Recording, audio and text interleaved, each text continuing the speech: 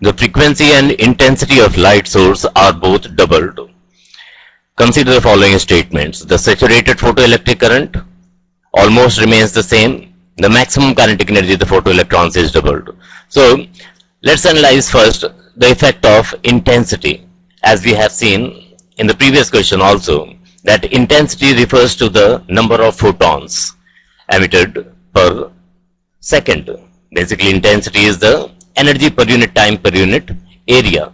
So as we increase the intensity, then number of photons ejected by the source will be increased, and so the number of photons striking the photoelectric metal will be more. So on increasing the intensity, the saturated photocurrent has to be increased.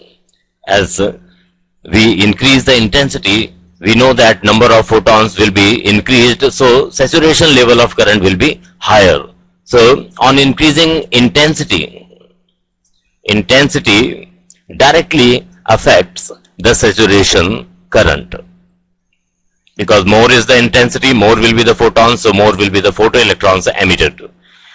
And as we change the frequency, as we know that h nu is equal to W plus half mv square, which is the maximum kinetic energy of the photoelectrons emitted. So half mv square is equal to h nu minus W. So as you double the frequency, then what should be the effect on the frequency, on the kinetic energy of the electron? Should it be doubled?